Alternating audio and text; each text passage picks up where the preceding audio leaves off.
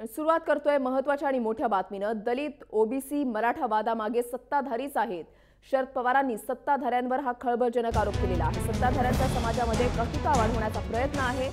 जय महाराष्ट्राला दिलेल्या विशेष मुलाखतीमध्ये पवारांनी हे आरोप केलेले आहेत। महत्त्वाची आणि मोठी बातमी आताच्या घडीची आपण पाहताय। जय महाराष्ट्राचे संपादक निलेश खरे यांनी शरद पवार यांची एक्सक्लुझिव्ह मुलाखत घेतली आणि त्याच्यामध्ये शरद पवारांनी विविध पैलूंना हात घातलेला आहे, विविध मुद्द्यांना हात घातलेला आहे। दिलखुलास बातचीत या ठिकाणी केलेली आहे आणि त्याच्यामध्येच त्यांनी हा सुद्धा मुद्दा उपस्थित केलेला आहे, हा सुद्धा आरोप केलेला आहे की दलित, ओबीसी आणि मराठा वादामागे सत्ताधारीच आहेत। जय महाराष्ट्रावर एक्सक्लुझिव्ह मुलाखत आपण शरद पवारांची पाहू शकणार आहात। आज रात्री 8:15 वाजता, उद्या सकाळी 9 वाजता आणि उद्या रात्री 8:15 वाजता।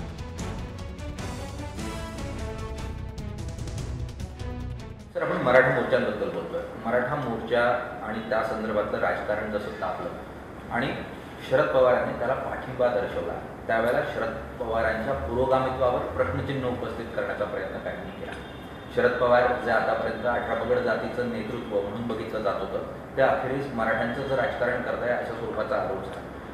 आता या संबंधीची शरद पवार किंवा राष्ट्रवादी काँग्रेस चौधरी गेलं भारतीय जनता पार्टीचे अध्यक्ष राज्याचे ते वधू चोखी घालून त्या मोर्चामध्ये सामील झाले, मी केलेलं बघितलं, पण त्याच्याबद्दलची चर्चा कधी होत नाही। ही साधारणतः या सगळ्या गोष्टी त्यांचा राजकीय लाभ कसा उचलता येईल हे माझ्या दृष्टीने सत्ताधारी पक्षाने केलेले उद्योग।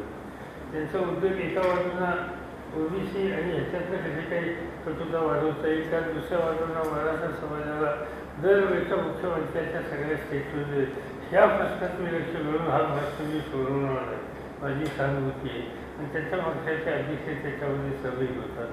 पण इकडेही सहानुभूती आहे, इकडेही सहानुभूती आहे, या सगळ्यांच्या पाठीमागे नक्की कोण आहे हे याच्यात आता लोकांच्या समोर स्पष्ट व्हायला लागले।